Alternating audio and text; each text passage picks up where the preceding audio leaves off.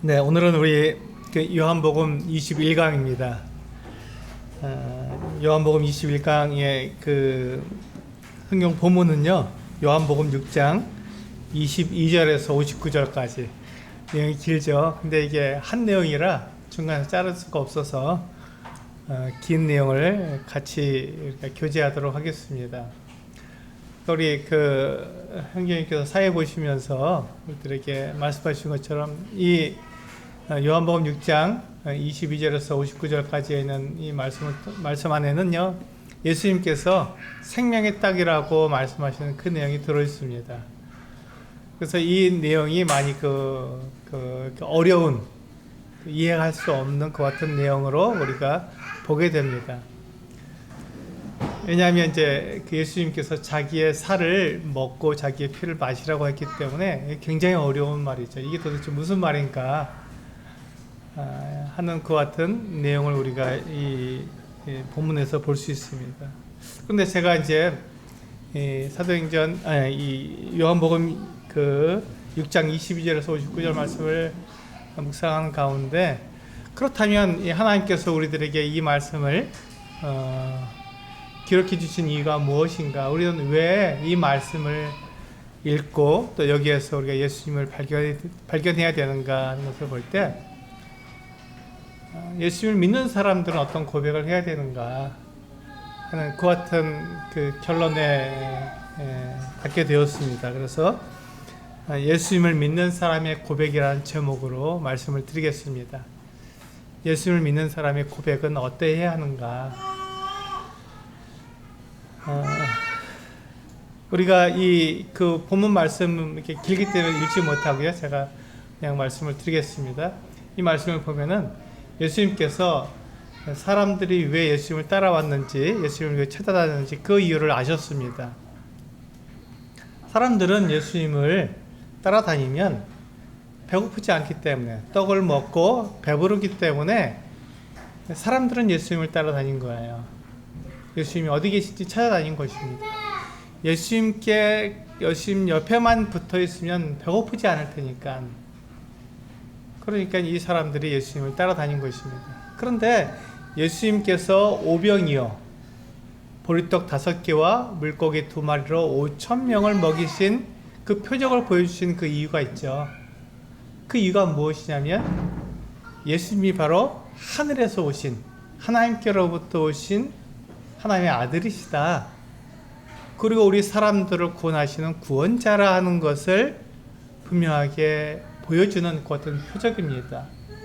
사람들이 그 모습을 보면서 그 오병이어의 그 표적을 통해서 예수님이 누구신가 하는 것을 생각했던 것이죠. 그런데 사람들은 그 표적을 보면서도 예수님이 누구신지를 알아보기보다는, 예수님 옆에만 붙어 있으면 내 배가 줄이지 않겠구나, 내가 떡을 못 먹을 일은 없겠구나, 이 생각을 한 것이죠. 그러니까 예수님께서 표적을 보이신 목적과 사람들이 하는 행동은 달랐던 것입니다. 그래서 예수님께서 뭐라고 말씀하셨냐면, 너희가 썩을 양식을 위해서 일하지 말고 영원하도록 있는 양식을 위해서 일하라고 말씀하신 것이죠.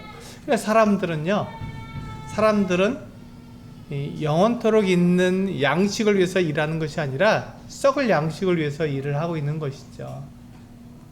썩을 양식을 더 좋아한다는 것입니다. 한번 우리 자신을 한번 생각해 볼까요? 내가 돈을 많이 벌면 좋을까요, 나쁠까요? 네, 좋죠. 내가 좋은 직장에서 좋은 지위에 올라가게 되면, 승진을 하게 되면 좋을까요, 좋지 않을까요? 네, 좋습니다. 좋은 것이죠. 왜냐하면 우리가 이 세상에 살고 있기 때문에 이 세상에서 잘 되는 것은 좋은 일인 거예요. 그래서 우리가 어쩌면 우리의 삶이 이 썩을 양식을 위해서 살고 있지 않나 생각해 보는 것이죠. 내가 건강하고 힘이 있고 내가 돈을 잘 벌고 또 내가 좋은 직장에 좋은 지위에 내가 그것을 갖게 된다면 나는 행복할 거잖아요. 기쁠 거잖아요. 그런 것이 나쁘다는 게 결코 아닙니다. 그것은 참 좋은 거예요. 좋은 일이죠. 근데 내가 돈을 벌고 좋은 직장에 좋은 그 지위를 가지는 것이 무슨 이유냐 하는 것이죠. 왜 우리는 그와 같은 것을 돈을 가지고 또 좋은 직장, 좋은 그 직업을 갖고 내가 왜 건강해야 되는 것이죠. 건강해야 되느냐 하는 것입니다. 그 목적이 있는 거예요. 그것이 우리가 그 목적을 위해서, 그 영원토록 있는 그 양식을 위해서 살기 위해서 그러한 것들이 필요한 것이죠. 돈도 필요한 거고 건강도 필요한 거고 좋은 직업과 직장이 필요한 거예요. 그것이 없으면 우리가 이 세상에서 살아갈 수가 없고, 이 세상에서 하나님을 위해서 우리 자신을 드릴 수가 없으니까, 내가 힘이 없으면, 내가 먹지 못하면 하나님께 내 자신을 드리기 어렵잖아요. 그래서 우리에게 하나님께서 먹게 하시는 것이고 힘을 가지게 하시는 것이고 돈도 있게 하시는 거거든요. 그 모든 것을 가지고 하나님의 일을 하라고 우리들에게 주신 거예요. 그러니까 내가 그것을 위해서 이 썩을 양식을 위해서 그것이 목적이 되어서 그걸 살아가는 것이 아니라, 그것은 하나님의 일을 썩지 않고 영원토록 있는 그 양식을 위해서 일하기 위한 그 도구들이죠. 그 목적으로 우리가 나아가기 위해서 필요한 도구들일 뿐이에요. 그런데 그 도구를 목적으로 삼게 되면 우리의 삶이 잘못되는 것이죠. 그래서 하나님께서, 예수님께서 우리들에게 말씀해 주시는 것은 그거예요. 내가 사람이 왜 지음 받았는가? 무엇을 위해서 살아야지 사람다운 삶인가? 그것을 우리들에게 알려주시고자 하시는 것이죠.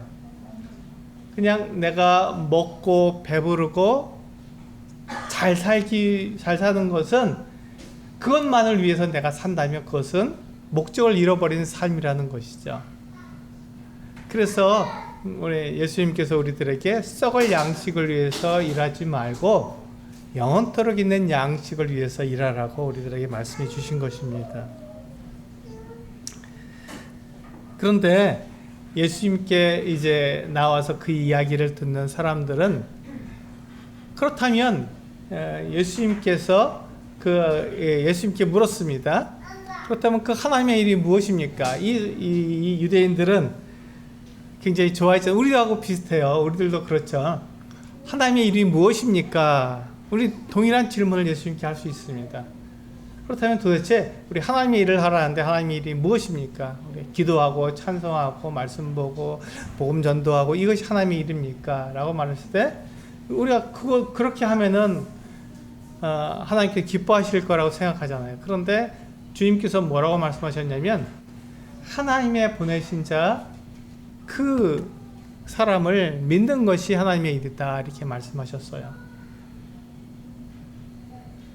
우리의 생각과 좀 다르죠. 우리는 무엇을 하고 무엇을 열심히 해서 하나님의 사랑을 입는 그 같은 자격을 내가 갖춘다고 생각을 했는데, 하나님께서 우리를 사랑하시는 그 자격은요, 사실은 하나님께서 보내신 그 아들 예수 그리스도를 우리가 믿는 것이 하나님께서 우리를 기뻐하시는 자격이 된다고 말씀하신 거예요. 그러니까 우리가 어떤 일을 하고 우리가 잘하고 우리가 아주 그냥 하나님께서 기뻐하실 만한 일들을 하는 것 때문에 우리를 기뻐하시는 것이 아니라, 우리의 중심으로 우리의 마음으로 예수 그리스도를 믿는 것이 하나님의 일이라고 말씀해 주신 것이죠. 그러니까 이게 조금 다릅니다. 우리의 생각과 좀 다르죠. 그래서 우리가 그 같은 일을 하게 되면 어떻게 되죠? 우리가 자랑할 게 있잖아요. 하나님, 저 이런 사람이에요. 제가 그래도요, 하나님을 내가 사랑하는 마음으로 이런 일도 하고 저런 일도 하고, 제가 기도도 하고요, 제가 헌금도 드리고, 제가 전도도 했고요. 저 하나님 앞에 제가 자랑할 일이 많습니다. 이렇게 얘기하기가 쉬운 것이죠. 근데 하나님께서는 우리의 자랑, 나의 어떤 행위, 그런 것들에 관심이 있는 게 아니에요. 하나님께서는 계속해서 우리들에게 말씀해 주신 것이 내가 너희를 위해서 내 아들을 보낼 것이다. 그리스도를 보낼 것이다. 왜냐하면 너희의 행위는, 사람의 행위는 굉장히 제한적이기 때문에, 그것이 완전할 수 없기 때문에, 그것보다는 내 아들 예수 그리스도를 통해서 너희를 완전하게 해줄 거니까 그 아들을 믿어라, 이렇게 말씀하고 있는 것이죠. 그래서 우리가 에베소서 말씀을 함께 보실까요? 에베소서 2장 8절과 9절 말씀을 함께 읽어보시겠습니다.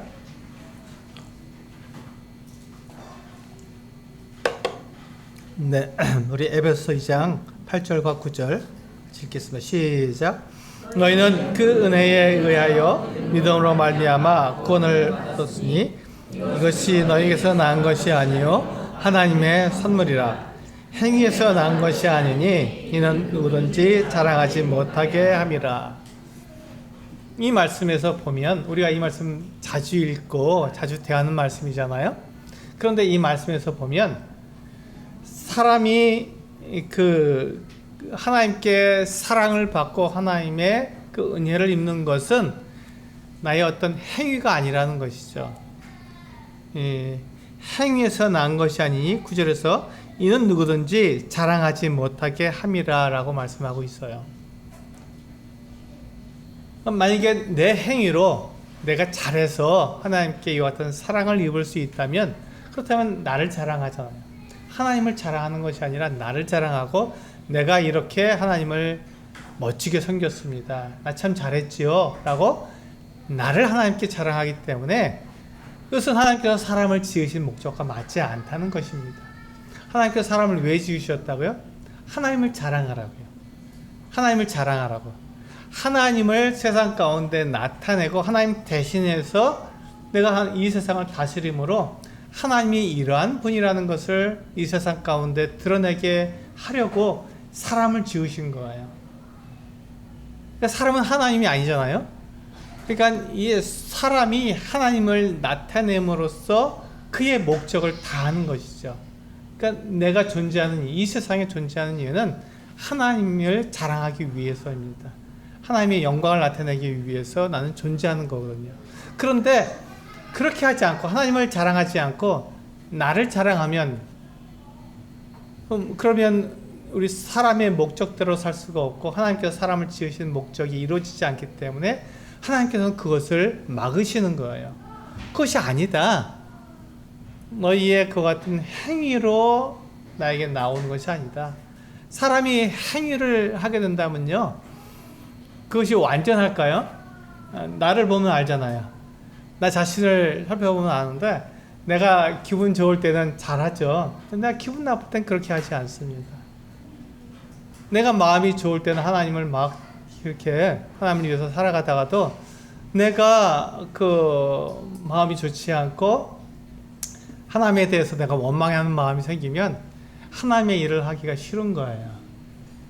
사람은 그렇습니다. 모든 사람이 그렇거든요. 그러다 보니까 사람은 제한적인 거예요. 내가 잘할 때도 있지만 잘하지 못할 때도 있는 거예요.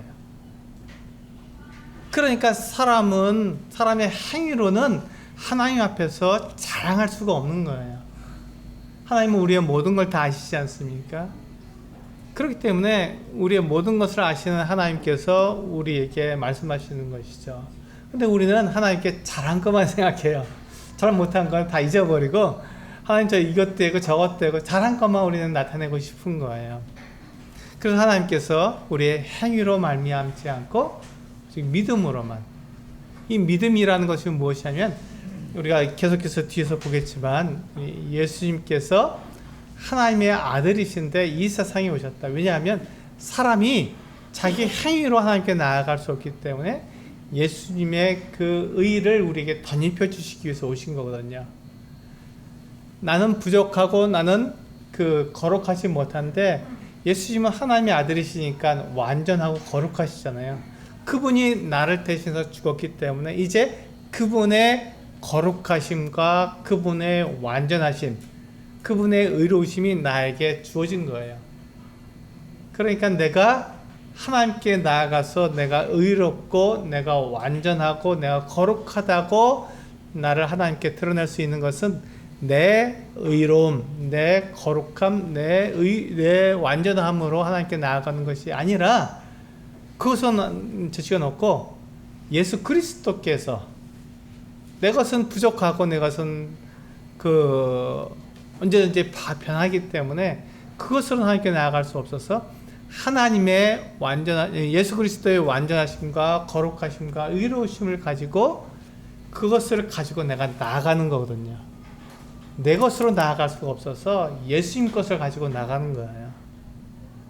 근데 하나님께서 보시니까 나는 거룩하지 않은데 내가 무엇을 갖고 나옵니까? 예수님의 것을 갖고 나오잖아요. 예수님은 완전하시고 거룩하신 분이기 때문에 하나님께서 보실 때 나를 완전하고 거룩하게 보시는 거예요. 내 것이 아니에요. 내가 하나님께 나갈 때 들고 나가는 그 의로움과 거룩함과 그 완전함은 내 것이 아니라 예수 그리스도의 것입니다. 그걸 들고 나가는 거예요. 그것으로 나를 가리는 것이죠. 나는 내가 예수님을 믿어도 나는 부족하고 나는 완전하지 못합니다. 나는 죄인이잖아요. 나는 죽을 때까지 내 이 몸을 벗을 때까지 나는 계속해서 죄를 지을 수밖에 없는 거예요. 그러나 내가 왜 의로워졌습니까? 예수 그리스도의 의가 나의 의가 되었기 때문에. 내가 왜 거룩합니까? 예수 그리스도의 거룩하심이 나의 거룩함이 되었기 때문에. 내가 왜 완전합니까? 예수 그리스도의 완전하심이 나의 완전함이 되었기 때문입니다. 내 것은 없는 거예요. 내 것으로는 부끄러워서 갖고 나갈 수가 없죠. 완전하지 않으니까요. 그런데 예수 그리스도의 것을 가지고 나가면 하나님께서 거룩하고 의롭고 완전하구나 라고 받아주시는 것이죠. 그게 우리의 믿음입니다. 그걸 믿는 거예요. 내가 아니라 예수 그리스도 하나님께서 보내시는 하나님의 아들이 나를 대신해 죽었기 때문에 그분의 의로움과 그분의 거룩하심과 그분의 완전하심을 내가 가지고 나가는 거구나. 그게 우리의 믿음입니다. 그게 우리의 믿음이에요. 그런데 예수님께서 그렇게 말씀하셨을 때 사람들이 유대인들이 뭐라고 말했냐면요. 그렇다면 우리가 당신을 믿을 수 있는 표적을 보여주세요. 이렇게 말한 것이죠.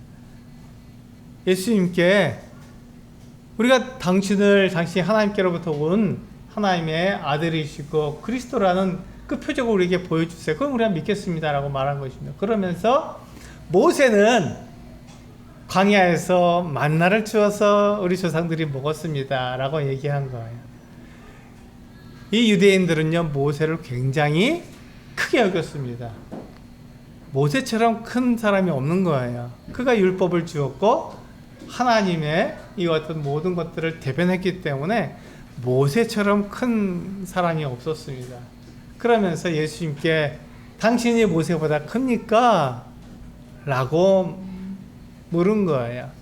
만약 당신이 모세보다 크다면 모세가 우리 조상들에게 준 만나보다 더 큰 표적을 우리들에게 보여주세요 라고 예수님께 구한 것입니다. 그런데 이것은요 잘 한번 생각해 보세요. 예수님이 모세보다 큰 것을 믿으려고 하는 마음으로 예수님이 훨씬 크시지. 그래 예수님께서 그 표적을 보여주시면 나는 예수님을 믿을 거야. 이렇게 그런 좋은 마음으로 그 이야기를 한 것이 아니라 반대예요. 당신이 모세보다 큽니까? 그럴 수가 없죠. 모세가 제일 큽니다. 당신이 아무리 크다고 해도 모세보다 클 수가 없잖아요. 한번 보여보세요. 당신 모세보다 크다는데 한번 보여보세요. 이렇게 얘기한 거예요. 그러니까 예수님을 믿지 않으려고 모세보다 큰 표적을 한번 보여보라고 얘기한 것입니다. 그걸 보일 수가 없잖아요 라고 얘기한 것이죠. 당신은 모세보다 크지 못하다고 얘기한 것입니다. 우리 히브리서에 보면요 정말 이 예수님과 모세를 비교해서 히브리서 기록자가 이렇게 기록을 해 놓았습니다. 우리 같이 한번 읽어볼까요? 히브리서 3장 1절에서 6절입니다. 시작. 그러므로 함께 하늘의 부르심을 받은 거룩한 형제들아, 우리가 믿는 도리의 사도이시며 대제사장이신 예수를 깊이 생각하라. 그는 자기를 세우신 이에게 신실하기를 모세가 하나님의 온 집에서 한 것 같이 하셨으니 그는 모세보다 더욱 영광을 받을 만한 것이 마치 집 지은 자가 그 집보다 더욱 존귀함 같으니라. 집마다 지은 이가 있으니 만물을 지으신 이는 하나님이시라. 또한 모세는 장래에 말할 것을 증언하기 위하여 하나님의 온 집에서 종으로 신실하였고 그리스도는 하나님의 집을 맡은 아들로서 그와 같이 하셨으니 우리가 소망의 확신과 자랑을 끝까지 굳게 잡고 있으면 우리는 그의 집이라. 예. 히브리서 기록자는 모세와 예수 그리스도를 비교했는데 모세는 하나님의 집의 종이고 예수 그리스도는 하나님의 아들이다 이렇게 말을 했습니다. 그럼 누가 더 클까요? 종이 더 큽니까? 아들이 더 큽니까? 당연히 아들이 더 큰 것이죠. 그 얘기를 하고 있는 거예요. 당연히 하나님의 아들이 더 영광스럽죠. 종은 영광스럽지 않습니다. 종이 아들보다 더 많은 일을 할 수 있어요. 종은 집을 위해서 정말 많은 일들을 아침부터 저녁까지 굉장히 많은 일을 합니다. 근데 그 많은 일을 한 종에게 감사합니까? 종에게 감사하지 않잖아요. 당연하지. 종이 그 같은 일을 하는 게 당연하지라고 생각하죠. 그런데 아들에게는 감사하잖아요. 아들은 정말 우리 집을 이렇게 다스려줘서 감사합니다. 아들이 있으니까 그 주인이 있으니까 우리가 이렇게 잘 삽니다. 이렇게 얘기하죠. 종에게는 그 말 하지 않죠. 종이 정말 하루 종일 일을 하거든요. 그런데도 종에게는 감사하지 않습니다. 모세는 하나님의 집에서 종으로 일을 했고 예수 그리스도는 하나님의 아들이십니다. 그러니까 당연히 예수 그리스도께서 더욱더 크시고 모세보다 더 큰 분이시죠. 이 유대인들이 뭐라고 얘기하냐면 모세가 광야에서 우리 조상들에게 만나를 주었다 이렇게 얘기했습니다. 예수님께서 그걸 바로잡습니다. 모세는 종인뿐인데 모세가 어떻게 그것을 주느냐 하고 얘기하신 거예요. 모세가 이스라엘 사람들에게 광야에서 40년 동안 만나를 주었습니까? 아니죠. 결코 아니죠. 하나님께서 만나를 주셨죠. 모세는 그 만나를 줄 수 있는 사람이 아니었습니다. 만나를 주는데 조금 더 개입할 수 있는 사람이 아니잖아요. 모세에게 그런 능력이 있습니까? 그런 능력이 없어요. 모세는 다만 이것이 만나다 이렇게 얘기해주고 그것에 대한 사용법을 가르쳐준 종일 뿐이에요.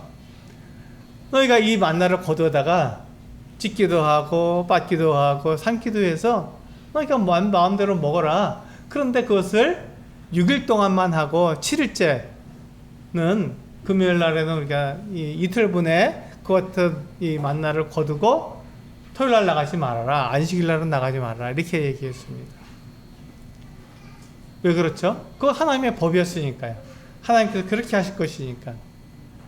그래서 정확하게 안식일에는 만나가 없었던 거예요. 그리고 매일같이 한 오멜씩 그냥 한 사람 목만 거둘 수 있었는데 안식일 전에는 이틀분을 모을 수가 있었던 것이죠. 그래서 그들이 그것을 두어도 썩지 않았습니다. 그리고 이틀 동안 먹을 수 있었던 거예요. 그 모든 일에 모세가 관여할 수 있냐고요. 모세가 만나를 주는 일에 모세가 역할을 할 수 있겠냐는 것입니다. 할 수가 없잖아요. 모세는 그것이 무엇인지 알려주고 그것에 대해서 사용법을 어떻게 사용하는지를 알려준 하나님의 종일 뿐입니다. 그 만나는 하나님이 주신 것이잖아요. 그래서 예수님께서 모세가 준 것이 아니라 하나님께서 주셨다. 그런데 하나님께서 이 만나를 주신 목적이 있다. 만나를 먹고 영생하기 위해서 주신 것이 아니다. 그 만나는 그 광야를 지나는데 그들이 먹지 못하면 죽으니까 그들이 광야를 지나도록 하늘 양식을 준 것뿐이다. 그 조상들이 그 만나를 먹었지만 죽었지 않느냐 이렇게 말씀하시는 것이죠. 그렇습니다. 만나는 하나님께 주시는 하늘 양식이지만 그것으로 영생할 수가 없었습니다. 그것은 40년 동안 이스라엘 사람들이 먹었지만 그것을 먹고 영생하지 않았어요. 다 죽었어요. 그것을 먹은 사람들도 다 죽었습니다. 예수님께서는 그것을 말씀하신 거거든요. 그렇다면 모세가 크냐 예수 그리스도께서 크냐 하는 것을 이야기하신 거거든요. 모세가 준 만나는 사람들이 먹고도 죽었지만 나는 하나님께로부터 내려오는 하늘에서 내려오는 산떡이다, 생명의 떡이다 이렇게 말씀하신 거예요. 예수님은 생명의 떡입니다. 그래서 예수님을 먹고 마시는 사람은 이 모세가 준 만나를 먹고 마시는 사람과 다르죠. 예수님을 먹고 마시는 사람은 영생하게 됩니다. 이것이 다른 이야기입니다. 그래서 예수님은 자신을 양식으로 하늘에서 내려온 생명의 떡으로 우리에게 사람들에게 주셨거든요. 그런데 한번 생각해 보세요. 예수님이 떡이 될 수 있습니까? 그럴 수가 없잖아요. 그럼 우리는 이것을 분명히 알 수 있죠. 이것은 비유하신 것이다. 예수님 자신을 떡으로 비유하신 것이다 라는 것을 금방 알 수가 있습니다. 우리는 국어 시간에 그걸 배웠거든요. 그래서 이건 비유하는 거구나 하는 것을 금방 알 수 있죠. 자, 그러면 우리가 한번 예를 들겠습니다. 내 마음은 호수다 이렇게 얘기했을 때 내 마음이 호수가 될 수 있습니까? 그 시잖아요. 내 마음은 호수요 이렇게 말했을 때 금방 알아듣습니다. 사람들이 김창희 형제의 마음은 호수처럼 잔잔하고 그렇게 넓고 그렇구나 하는 것을 금방 알 수 있잖아요. 그것은 비유죠. 원주법입니다. 내 마음은 호수요라고 말하기. 예수님께서 나는 생명의 떡이다 이렇게 말씀하셨기 때문에 그건 비유하신 거잖아요. 누가 예수님을 떡으로 우리가 알 수 있겠습니까?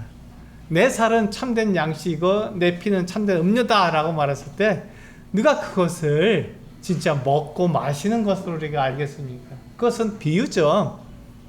그것은 비유입니다. 그래서 예수님께서 그 말을 하실 때 그것을 비유로 알아듣고 예수님께서 지금 자신을 희생하시는구나. 자신을 떡처럼 자신을 음료처럼 자신을 이렇게 내어주시겠다고 이렇게 비유하시는 거구나. 떡으로 음료로 이렇게 말씀하시는 거구나 하는 것을 금방 알 수 있습니다. 그렇게 이해되는데 여기서 보시면 이 사람들이 이 말씀은 어렵다 이렇게 얘기하는 거잖아요. 그것을 받아들이지 못합니다. 어떻게 저가 자기의 몸을 우리들에게 주어서 먹게 하고 자기의 피를 우리에게 주어서 마시게 하겠느냐 이렇게 생각한 거예요. 예수님이 지금 그 말을 하신 게 아니라 지금 그 유대인들이 예수님께 와서 모세보다 당신이 더 큽니까? 모세는 우리 조상들에게 만나를 주었습니다 이렇게 말을 하잖아요. 모세가 준 만나보다 당신이 더 큰 표적을 우리에게 보여주세요 라고 말을 했는데 그 더 큰 표적이 예수님 자신이었죠. 예수님은 하나님께로부터 오신 그리스도시고 그래서 예수님을 믿는 사람은 누구든지 영생을 얻기 때문에 예수님이 더 큰 표적입니다. 그래서 예수님은 그것을 마치 떡으로 자기를 비유해서 말씀하셨어요. 나는 생명의 떡이다. 모세가 주었다고 여러분들이 얘기하는데 모세가 준 만나는 40년 동안 그것을 사람들이 매일 아침 먹었지만 그 결과가 무엇이냐? 죽지 않았느냐?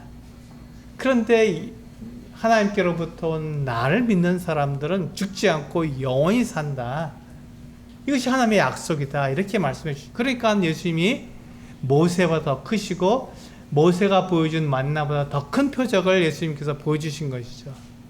하늘에서 만나가 내렸지만 그것은 썩어질 양식이지만 하나님께로부터 오신 예수님, 하늘에서부터 오신 그 예수님은 우리들을 썩지 않고 영원토록 있는 이 양식이 되어 주셨기 때문에 바로 예수님이 바로 더 큰 표적이고 우리가 믿어야 될 하나님의 그 같은 사랑과 은혜라는 것을 알 수 있습니다. 지금 예수님이 그 말씀을 하신 거거든요. 그래서 예수님은 나를 먹고 나의 피를 마셔라 라고 말한 것이죠.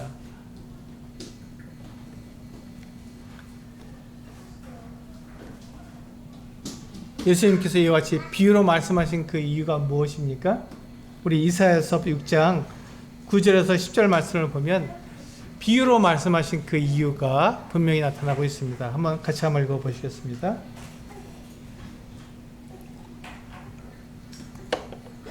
네, 이사야 6장 9절에서 10절 말씀입니다. 같이 읽겠습니다. 시작.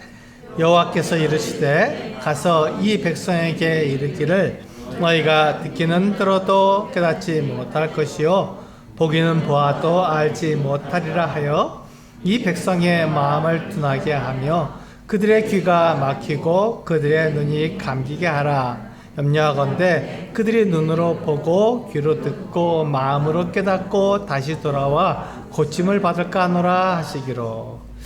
이 말씀을 보면 우리가 조금 이해하기 어렵다 이런 생각이 듭니다. 왜냐하면 예수님께서 비유로 하신 그 비유의 말씀은 그 이유가 있는데요. 비유로 하신 그 이유는 목적이 있습니다. 비유는요, 두 가지의 목적을 가지고 있습니다. 그 비유로 말씀하시는 사람을 믿으려고, 그 이야기를 믿으려고 그 비유를 듣는 사람은요, 비유가 하는 말을 정확히 알아듣습니다. 그래서 그 믿음이 더 강해지는 거예요.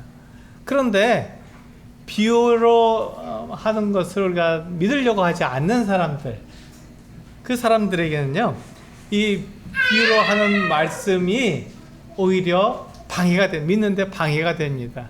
그래서 비유로 할 때 이게 뭔 말이지? 라고 알아듣지 못하게 되는 거예요.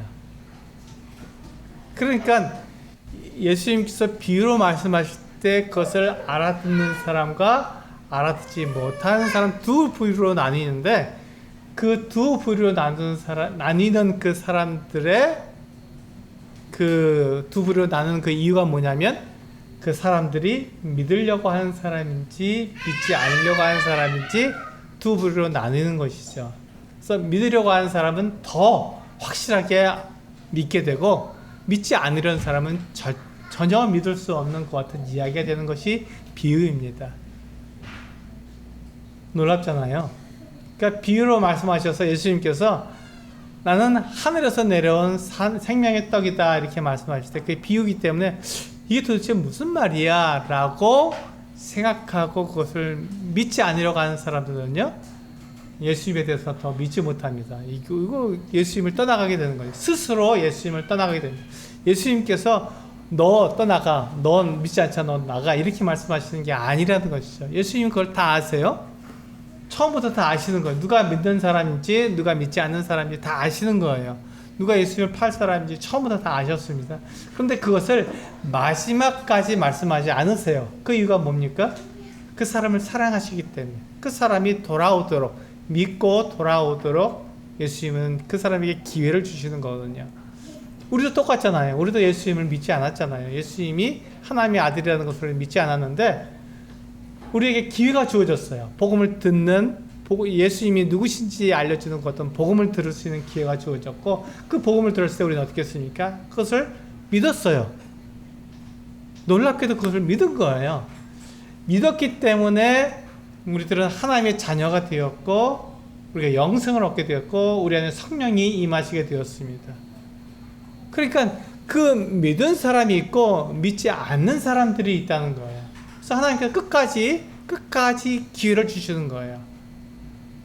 그래서 우리가 같이 믿을 수 있도록 기회를 주시는 거예요. 그것을 예수님께서 너 믿지 않을 사람이야, 너 믿을 사람이야 이렇게 찍어버리시면 우리는 그냥 강제적으로 믿거나 강제적으로 믿지 않게 되잖아요. 그게 아니라는 것이죠. 예수님은 끝까지 그것을 말씀하시지 않고 기다리십니다. 그리고 그에게 기회를 주시는 거예요. 그러면서 그 비유로 말씀하십니다. 그래서 그 사람이 예수님을 믿는 사람인지 그렇지 않는 사람인지에 대해서 본인 스스로가 그것을 알고 거기서 본인이 예수님을 따라가든지 따라가지 않든지 결정을 하도록 본인에게 맡겨주시는 것이죠. 이게 예수님의 사랑이고 은혜입니다. 그래서 비유로 말씀하시는 거예요. 그래서 나는 하늘에서 내려온 생명의 떡이다 이렇게 말씀하실 때 그것을 믿을 수가 없네요 라고 말을 하면 그 사람은 예수님을 믿으려고 하는 사람이 아닙니다. 떡 먹고 배부르기 위해서 예수님께 오는 사람일 뿐이에요. 예수님이 하나님의 아들이신 것을 믿기 위해서 예수님께 나온 것이 아니라는 것이죠. 그래서 우리 이사야서에서는 보기는 보아도 보지 못하고 듣기는 들어도 깨닫지 못하는 것이죠. 그게 비유입니다. 예수님께서 그렇게 말씀하셨어요. 사람들이 듣기는 들어도 깨닫지 못하고 예수님을 보지만 알지 못하는 것이잖아요. 왜 그렇게 하셨죠? 예수님을 믿을 것인지 믿지 않을 것인지 본인이 선택하도록 그렇게 기회를 주신 것입니다. 우리 그 이후에 이제 다음번에 요 뒤에 있는 말씀에 보시면 사람들이 다 이 말씀 때문에 떠나갔어요. 근데 예수님의 제자 12제자에게 묻습니다. 너희도 떠나려느냐? 이렇게 했을 때 그 예수님의 12제자가 뭐라고 하냐면 영생의 말씀이 주께 있으면 우리가 누구께로 가오리까? 이렇게 대답을 해요. 그들은 예수를 믿은 거예요. 똑같은 말씀을 들었지만 12제자는 예수님을 믿기로 하고 따른 것이고 그렇지 않은 사람들은 예수를 믿지 않고 떠나가 버린 것이죠. 그래서 이제 분명하게 예수님께서 비유로 하신 그 말씀이 무슨 뜻인지 아는 사람과 알지 못하는 사람이 나뉘어지는 것이죠. 그 예수님께서 하시는 말씀을 사람들이 이해를 하지 못하는 거예요. 그렇게. 근데 예수님께서는 이제 사람들에게 예수님이 누구신지에 대해서 말씀해 주셨거든요. 보세요. 예수님이 자기 스스로 나는 이런 사람이야 라고 말하면은 우리가 예수님을 믿을 수가 없죠. 스스로 그렇게 말을 하기 때문에. 그런데 예수님께서 이렇게 말씀하신 것은 하나님께서 약속하신 대로 그것을 이루셨다는 것을 우리에게 보여주시는 거거든요. 하나님께서 구약 성경에서 내가 그리스도를 보낼 텐데 그 사람은 이러한 특징을 가지고 있다라고 알려주셨어요. 그것을 보여주신 거죠. 근데 그것을 다 이룰 사람이 한 사람도 없습니다. 그것을 다 이룰 사람이 없는 거예요. 그것은 마치 이 우리나라 전체에다가요, 100원짜리 동전을 3m 높이로 쫙 쌓아놓고 그 중에 하나만 빨간색으로 칠을 한 다음에 우연히 집었는데 그 빨간색 100원짜리 동전을 집을 수 있는 것 같은 확률을 가진 거예요. 제가 무슨 말씀을 하는지 이해가 되시죠? 불가능하다는 거예요.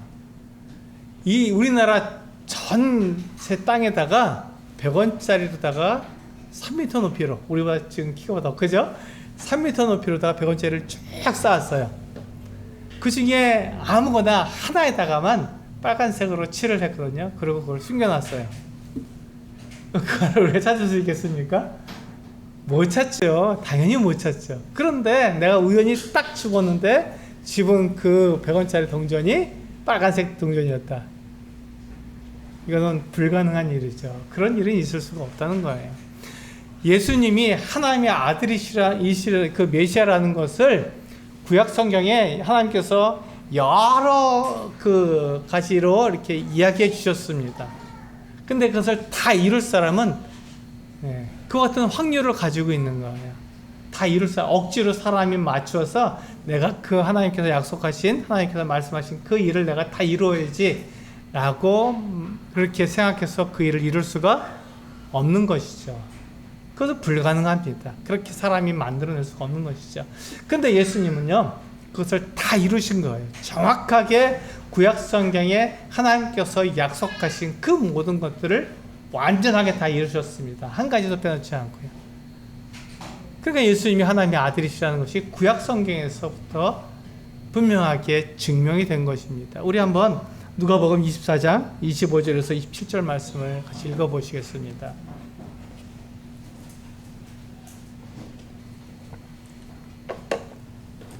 네, 시작. 이르시되 일어나고 선자들이 말한 모든 것을 마음에 더디 믿는 자들이여, 그리스도가 이런 고난을 받고 자기의 영광에 들어가야 할 것이 아니냐 하시고, 이에 모세와 모든 선지자의 글로 시작하여 모든 성경에 쓴 바 자기에 관한 것을 자세히 설명하시니라. 이건 지금 예수님께서 부활하신 다음에 이제 엠마오로 두 제자가 완전히 어깨를 축 늘어뜨리고 걸어가고 있었습니다. 그들과 동행하셨거든요.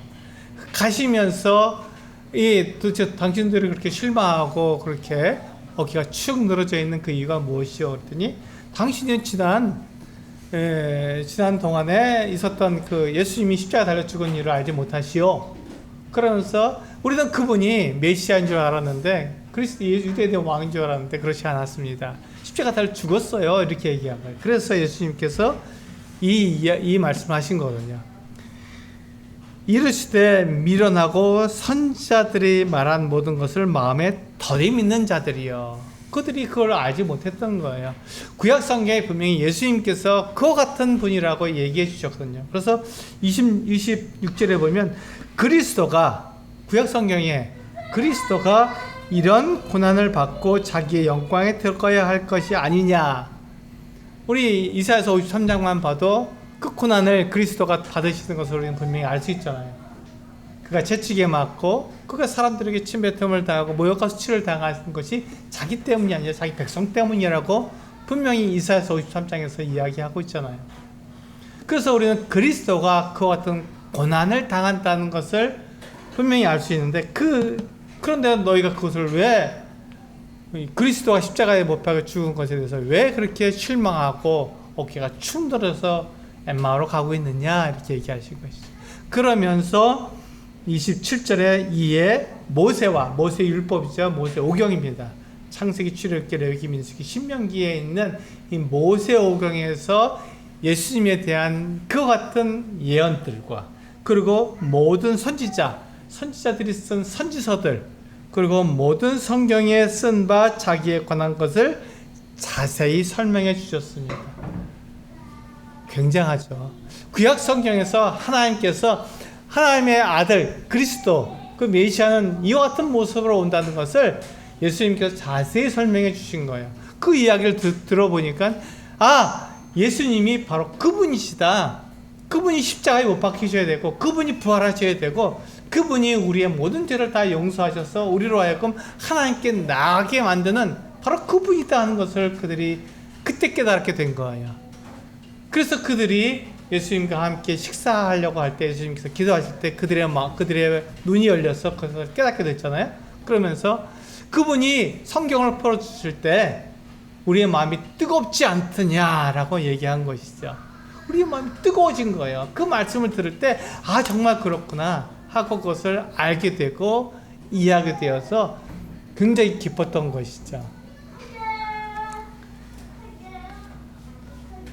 이게 바로 하나님께서 우리들에게 예수님을 보내신 그 이유고 목적입니다. 우리들을 그냥 예수님께서 사람이 한번 되보라고 보내신 것이 아니라 사람들이 가지고 있는 그 죄 때문에 결코 하나님께 나아갈 수 없거든요. 사람이 어떤 행위로든지 자기가 정말 이 하얀 벽만 보고 면벽 수영을 한다 그래도 몇 년 동안 그렇게 한다 그래도 그것으로 우리가 깨끗하게 될 수가 없잖아요. 우리가 수다한 비누를 쓰고 잿물로 나를 씻는다 그래도 내가 깨끗하게 될 수가 없잖아요. 그래서 예수 그리스도를 보내주셔서 예수 그리스도의 의로움과 예수 그리스도의 거룩함과 예수 그리스도의 그 완전함을 나에게 주셔서 내가 수다한 잿물을 쓰고 수다한 비누로 나를 깨끗하게 씻어도 깨끗해지지 못한 내가 예수님께서 주시는 그 의를 내가 가지고 내 의가 아니라 예수님의 의죠. 예수님께 주시는 그 거룩함과 의로움을 가지고 하나님께 나아가게 해주신 거예요. 그러니까 그것은 내 것이 아니라 예수 그리스도의 것이기 때문에 완전한 의고 완전한 거룩함이고 완전함이죠. 조금도 부족함이 없습니다. 그래서 하나님께 나아갈 수 있게 된 거잖아요. 내 것을 가지고 나가는 것이 아니라 예수님 것을 가지고 나가는. 그렇게 돼서 그것을 예수님 걸 가지고 나가는데 예수님이 정말 하나님의 아들이시냐? 그것을 구약 성경에 하나님께서 약속해 주신 거예요. 내 아들 그리스도 메시아는 이와 같은 특징을 이와 같은 표적을 가지고 올 텐데 그가 이와 같은 일들을 할 것이다 라는 것을 말씀해 주셨는데, 그것을 사람이 일부러 내가 작정을 해서 그걸 이룰 수는 없다는 것입니다.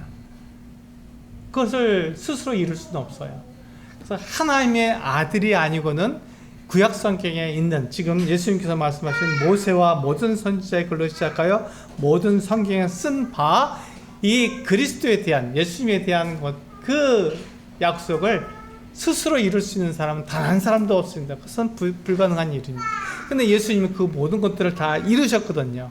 정확하게 이루셨습니다. 그래서 예수님은 하나님의 아들이라고 분명하게 말씀을 드리는 것이죠. 바울이 왜 예수님을 믿지 않았다가 예수님을 믿게 되었습니까? 그것을 알게 되었을 때 자기가 구약성경 그렇게 박사거든요. 구약성경에 아주 구약성경 거의 다 덜덜덜 외우는 사람인데, 그 사람이 예수님을, 부활하신 예수님을 만났을 때 그때 알게 된 거예요. 아, 하나님께서 약속하시고 하나님께서 말씀하신 그 분이 바로 예수 그리스도시구나. 그걸 알게 되니까 그때부터 어떻게 됐습니까? 모든 회당에, 유대인들의 회당에 들어가서 한번 보라, 당신들이 매 안식일마다 읽는 이 구약성경, 그것이 누굴 가리키고 있느냐? 바로 예수님을 가리키고 있는 것이 아니냐고 분명하게 얘기해 준 것이죠. 그러니까 이 말로는 바울을 이길 수가 없는 거예요. 그러니까 거짓말을 하고 완력을 쓰고 지위로 누르고 그렇게 이들을 죽이려고 하는 것이죠. 바울을 죽여야만 그것을 그 입에 담을 수 있기 때문에 바울을 죽이려고 한 것입니다. 하나님은 그와 같은 분이십니다. 하나님은 우리를 벌하시고 심판하시는 분이 아니라 우리를 구원하시기를 원하시는 분이에요. 우리 디모데전서 2장 4절 말씀이 그것을 우리들에게 분명하게 말씀해주고 있지 않습니까? 같이 한번 읽어보겠습니다. 시작. 하나님은 모든 사람이 구원을 받으며 진리를 아는 데 이르기를 원하십니다. 이게 하나님의 마음입니다. 하나님은 모든 사람이 구원을 받으며 진리를 아는 데 이르기를 원하시는 거예요. 우리 마지막으로 우리 도마가 그래서 이와 같이 고백을 했습니다. 예수님께, 부활하신 예수님을 만난 다음에 그가 예수님께 이와 같은 고백을 하죠. 요한복음 20장 28절 같이 한번 읽어보겠습니다. 도마의 고백입니다. 시작. 도마가 대답하여 이르되 나의 주님이시여 나의 하나님이시니이다. 도마는 부활하신 예수님을 만난 다음에 그 예수님께 이와 같이 고백을 한 거예요. 나의 주님이시여 나의 하나님이시니이다. 나의 주님이시여 나의 하나님이시다. 그렇다면 예수님을 믿는다고 고백한 우리 그리스도인들, 예수님을 믿는 사람들, 우리들은 어떤 고백을 해야 됩니까? 이런 고백을 해야 되는 것입니다. 예수님이 나의 주님이시여 나의 하나님이시라고 고백을 해야 되는 것이죠. 이게 우리의 입에서 나오는 고백이어야 합니다. 우리의 마음에서 나오는 고백이어야 하고요. 우리가 이 세상에 어디에 우리가 있다 할지라도, 우리가 어떤 고난, 어떤 박해를 받는다 할지라도, 우리가 높은 지위, 우리가 부자가 된다 할지라도 우리의 고백은 예수님이 나의 주님이시여 나의 하나님이라고 고백하는 것이죠. 나는 그분을 자랑하기 위해서 이 세상에 있는 것입니다. 나의 목적은 그분을 자랑하는 것밖에 없습니다. 나를 자랑하게 하기 위해서 이렇게 나에게 재물도 주셨고 나에게 지위도 주셨고 또 내가 고난도 당하고 나에게 박해도 받습니다. 이런 얘기를 할 수 있는 것이죠. 욥은 그래서 하나님을 저주하지 않은 거죠. 그의 입으로 하나님을 저주하지 않는, 내가 복도 받고 내가 화도 받지 않겠느냐? 하나님은 전지하시고 전능하신 분이니까 내가 존재하는 이유는 그분을 원망하거나 그분을 내가 막 기뻐하는 것이 아니라 그분을 자랑하기 위해서 내가 있는 것이다. 내가 어떠한 그 같은 그 위치에 있더라도, 어떤 상황에 내가 놓이더라도 나는 하나님을 자랑하기 위해서 이 세상에 있는 것이기 때문에 하나님을 자랑하는 것이 나의 목적이다. 이렇게 이야기하는 것이죠. 이게 우리의 고백이어야 됩니다. 그래서 우리 성도님들이 어디에 있든지 어떤 상황에 있든지 무엇을 하든지 상관없이 우리는 이 도마와 같은 이 같은 고백을 우리는 하나님 예수님께 우리는 드려야 합니다. 나의 주님이시여 나의 하나님이십니다. 나의 주님이시여 나의 하나님이십니다라고 우리는 고백을 해야 되는 것이죠. 그것이 우리의 우선순위이고 우리가 해야 될 참된 고백이 될 것입니다. 우리 같이 기도하시고 마치도록 하겠습니다.